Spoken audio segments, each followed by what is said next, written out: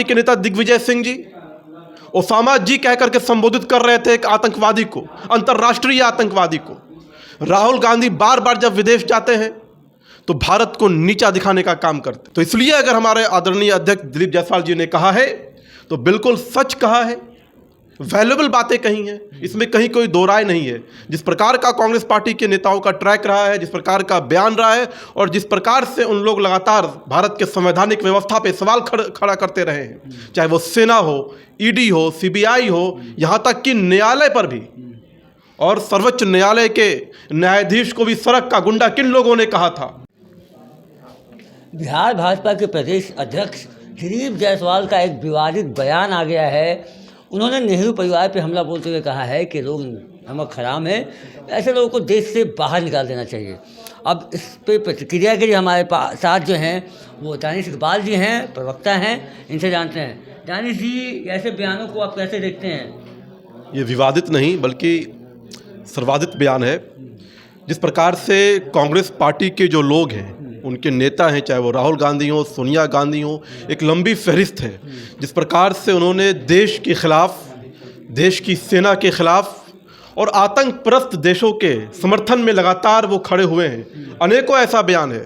जब बटला house encounter हुआ तो सोनिया गांधी जो है आंसू बहा रही थी क्योंकि आतंकवादी मारे गए थे।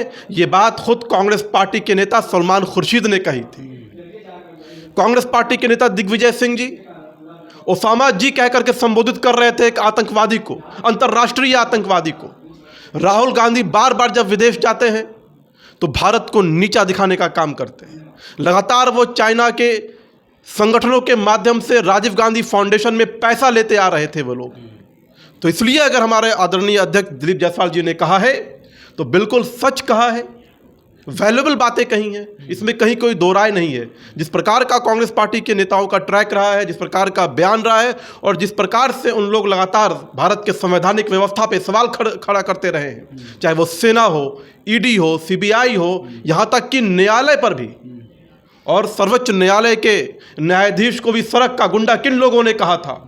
तो इसलिए ये बात स्पष्ट हो जाता है कि कांग्रेस पार्टी के लोग, कांग्रेस पार्टी के नेता और खासकर नेहरू खानदान के जो लोग हैं वो देश विरोधी और आतंक के समर्थन में लगातार खड़े रहे हैं।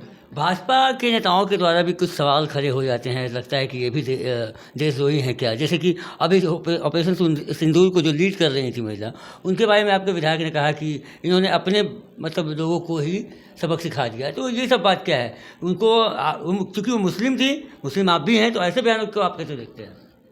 देखो, मध्य प्रदेश के मंत्री ने जो बयान दिया था कंडेमेबल था, निंदनीय था, मजम्मत करने लायक था। और भारतीय जनता पार्टी के सभी नेताओं ने एक साथ उस बयान की मजम्मत की। न्यायालय ने भी, माननीय सर्वोच्च न्यायालय ने भी उस पर संज्ञान लिया और उसके बाद उस पर कार्रवाई हुई। एफआईआर दर्ज हुआ, सरकार ने, हमारी सरकार ने एफआईआर दर्ज करवाई। उस मंत्री ने बाद में माफ़ी भी मांगी। उसने कहा कि उसका जो संदर्भ था, वो जो भी संदर्भ रहा हो, लेकिन उसने माफ़ी मांगी। हमने किसी ने उसका समर्थन नहीं किया और एक कमेटी गठित की गई और वो कमेटी जांच कर रही है। उनसे शो कॉज नोटिस मांगा गया है और आगे भी निकालेंगे उनको। हर चीज़ का एक प्रक्रिया होती है। हम बोल दियो तो मेरी बात सुन लो, हम आतंकवादी को भी जो है वकील जो है प्रोवाइड कराते हैं। भारत एक लोकतांत्रिक देश है, ये सीरिया नहीं है कि किसी पे आरोप है तो उसको सीधे सूली पे चढ़ा देंगे। हम जब आतंकवादी को वकील प्रोवाइड कराते हैं, हमने अजमल कसाब को जो आतंकवादी था, जिसको हमने एडवोकेट प्रोवाइड कराया। अभी जो अमेरिका से जो एक आतंकवादी आया है, उसको भी पूरी संवैधानिक व्यवस्था के अनुसार हमने एडवोकेट प्रोवाइड कराया। तो अगर किसी ने कोई बयान दिया है तो उसकी पहले जांच होती है, कमेटी गठित होती है, उसके बाद जो भी निर्णय आएगा पार्टी त्वरित कार्रवाई करेगी, आप निश्चिंत रहिए। एक और सवाल है कि जिस तरीके से दिलीप जायसवाल का बयान आया है कांग्रेस को लेकर, बिहार में, बिहार के अध्यक्ष हैं और कांग्रेस का बयान दे रहे हैं, बिहार में चुनाव है, क्या कांग्रेस, राहुल गांधी जो बार बार यहाँ आ रहे हैं, या कांग्रेस की जो सक्रियता बढ़ गई है, चाहे कन्हैया कुमार के जरिए या फिर और भी जो अन्य नेता है जो बिहार लगातार आ रहे हैं, क्या इसकी वजह से तो बयान नहीं दिया गया था कि उनको दिखाया जाए लोगों की कांग्रेस ने क्या किया? देखो, एक बात बहुत स्पष्ट है कि इंडी गठबंधन जो है वो पूरी तरह से, उसमें किसी प्रकार का कोई यूनिटी नहीं है, किसी प्रकार का कोई नेतृत्व नहीं है, ना कोई नीति है, ना कोई नीयत है, ना कोई नेता है। पूरी तरह से वो अलगाव का जमावड़ा है।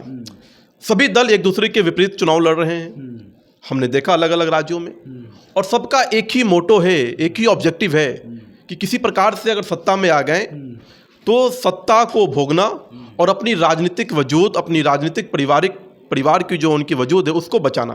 दूसरी तरफ एक एनडीए का अलायंस है, एक गठबंधन है जो नरेंद्र मोदी जी के विजन को लेकर के लगातार हम भारत को आगे बढ़ाने का काम कर रहे हैं। तो राहुल गांधी एक बार नहीं 1000 बार पटना आए, बिहार आए, उनके राष्ट्रीय अध्यक्ष बिहार आए, और क्या स्थिति हुई, किस प्रकार का कार्यक्रम हुआ, हम सब जानते हैं। तो इसलिए मैं बार बार कह रहा हूं कि बिहार के अंदर एनडीए की लड़ाई सिर्फ और सिर्फ आरजेडी से है, एंड बिहार के अंदर हमारी लड़ाई जो है लालू प्रसाद यादव से है। बाकी उनके परिवार के जो लोग हैं वो उनके उत्तराधिकारी हैं, उनके प्रतिनिधित्व हैं, उसके ज़्यादा कुछ भी नहीं है। और कांग्रेस पार्टी का अभी खुद जो इंडी अलायंस है उसमें किसी प्रकार का कोई समन्वय नहीं है। तो इसलिए हमें ना किसी से डर है और ना हमारे लिए कोई चुनौती है। हमें अपने संगठन के, हमें अपने नहीं, कोई चुनौती नहीं। पासवान के समर्थक कह रहे हैं कि मुख्यमंत्री इनको बनाइए, इधर नीतीश कुमार की बात, तो देखो चिराग, नहीं ये खुद में है, कोई चुनौती नहीं है। आप सुन लो मेरी बात। चिराग पासवान के कार्यकर्ताओं ने जो है ये बात कही, चिराग पासवान ने क्या कहा वो आपने नहीं सुना क्या? नहीं, चिराग पासवान ने क्या कहा? खुद तो नहीं कहेंगे कि हम चिराग पासवान ने, मेरी बात सुन लो।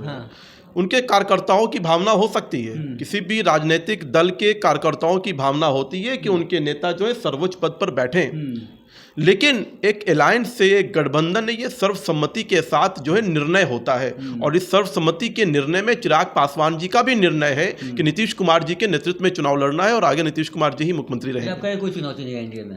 निश्चित तौर पर एनडीए में किसी प्रकार का कोई चुनौती नहीं है। हम पूरी तरह से यूनाइट हैं, हमारा विजन एक है, वो दर्शाता है कि किस प्रकार से बिहार के सभी जिलों में हमने एनडीए का जो कार्यकर्ता सम्मेलन है उसको समाप्त किया, उसको पूरा किया। हमारा जो है पटना से लेकर के ज़िला के बूथ तक जो हमारा समन्वय है, हमारा जो कोऑर्डिनेशन है वो बहुत मजबूत है। इसलिए हमारे बीच में कहीं किसी प्रकार का कोई हडल नहीं है, किसी प्रकार की कोई जो है मुश्किलात नहीं है। हम बहुत ही पॉजिटिव वे में चुनाव में जाएंगे और निश्चित तौर पे हम जो है एक बार फिर इस देश की जनता, बिहार की जनता जो है एनडीए को बहुमत देगी। धन्यवाद। और हमारे साथ थे दानिश इकबाल, और इन्होंने बड़े ही बेबाकी से जो है ना सारा जवाब जो दिया है। आप इस वीडियो के बारे में क्या सोचते हैं? फिलहाल हमारे साथ कैमरे के पीछे जो है सत्येंद्र कुमार है और मैं कुंदन कुमार। आगे की जो है खबर जो है हम आपसे साझा करते रहेंगे। फिलहाल इस खबर में इतना ही। धन्यवाद।